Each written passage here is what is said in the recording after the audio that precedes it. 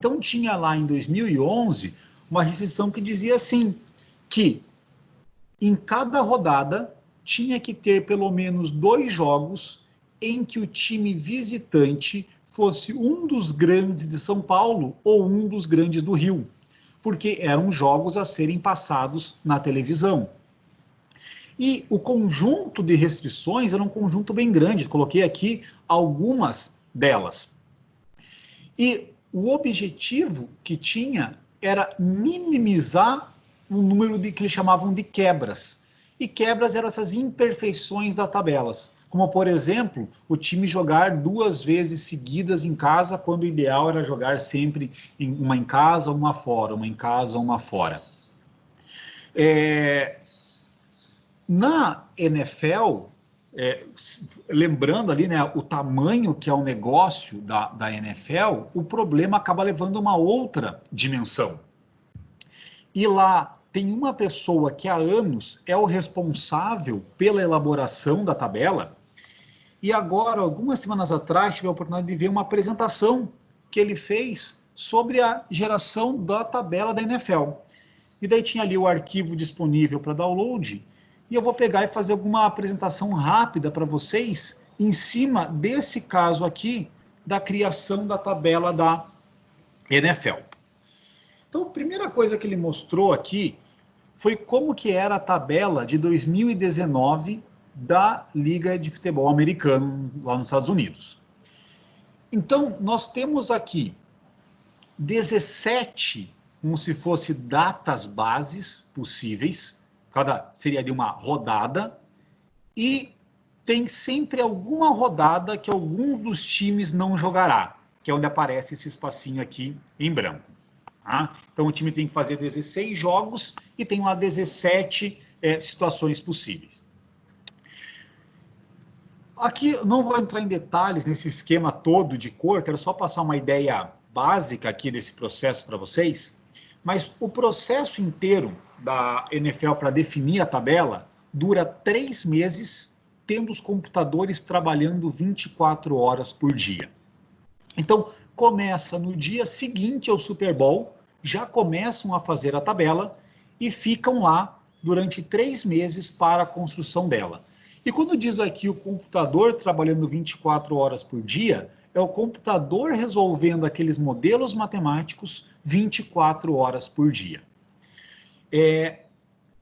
Existem algumas coisas básicas, tá? Vou pegar e pular até aqui alguns pedaços, de potenciais conflitos. Então, os times já informam inicialmente quais seriam datas que não poderiam acontecer jogos.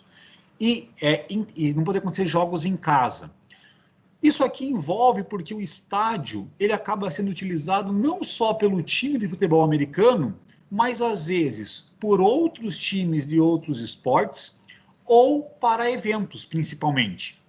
Além disso, por mais que o estádio não seja, às vezes, compartilhado com outros esportes, pode acontecer de já ter jogo agendado de um outro esporte, de forma que viraria inviável, por questão de controle da cidade, policiamento, ter os 2 eventos na cidade no mesmo final de semana.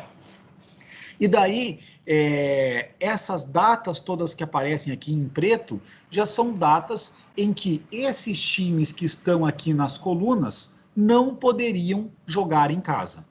Então já começa assim, restrição logo de cara de coisas que não podem acontecer.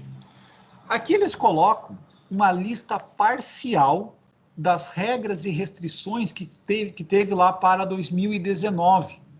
Então, não é aqui o objetivo eu pegar e ficar passando uma por uma com vocês, mas para dizer coisas que existem, assim de forma geral. Então, aquilo é referente a fusos horários, a jogo que acontece em Londres, né, lá em outro país, com uma regra diferente. Tem outra parte interessante no que envolve televisão, de que é o seguinte, aqui no Brasil, nós acabamos tendo, pelo menos por enquanto, as transmissões ali na Globo e agora, para com a questão da Tuner, outras coisas, começam a aparecer alguns conflitos em termos de emissoras. Mas lá nos Estados Unidos, os jogos são vendidos para diferentes emissoras em termos de pacotes. Então tem lá, por exemplo, a CBS e a Fox. Além disso, também tem a ESPN na jogada. Então, se uma emissora compra um pacote de jogos, ela não quer que o pacote de jogos da outra emissora tenha jogos muito mais atraentes. Então você tem que equilibrar essa distribuição de jogos interessantes entre as emissoras. Existem aqui regras que gostariam de ser seguidas, mas algumas vezes são violadas. Vou pegar aqui, por exemplo, que nas 2 primeiras rodadas ter 2 jogos fora de casa. Então é algo que não é desejado, que nas 2 primeiras rodadas um time jogue 2 vezes seguidas fora de casa.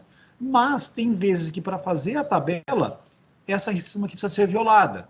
Então aqui tem qual foi o último ano que essa restrição foi violada para cada um dos times.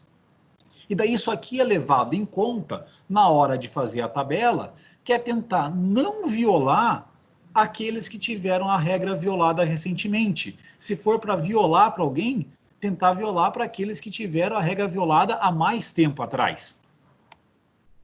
Então aqui de alguns exemplos. Existem alguns jogos que eles são chamados de prime time games, que são aqueles jogos lá que vão ter bom potencial de televisão. Então, esses jogos acabarão sendo distribuídos lá para emissoras de maneira a gerar um equilíbrio, mas essa configuração de prime time game, chamado assim de jogos que seriam lá altamente interessantes para a televisão, não é uma configuração única. Tem essa configuração, poderia ter essa outra configuração, ou essa outra daqui, ou essa outra, ou essa outra, aqui mais uma opção, uma outra colocada. De maneira que a partir de cada uma dessas opções, resolve-se modelos. E aqui tem a parte lá da chamada para a resolução no software, que utilizado aqui é o Gurobi, lá pela NFL, para, a partir de um determinado conjunto de restrições, identificar qual que é a tabela que aparece. E uma vez que tem uma tabela de resultado, fazer a análise em cima dessa tabela e, tendo essa análise em cima da tabela, ver quais restrições a mais devem ser inseridas e quais devem ser retiradas. Então, esse processo todo daí envolve pessoal de universidades, envolve de empresas e também do software Gurobi, até que chega aqui nessa tabela final lá, que foi apresentada para o ano de 2020.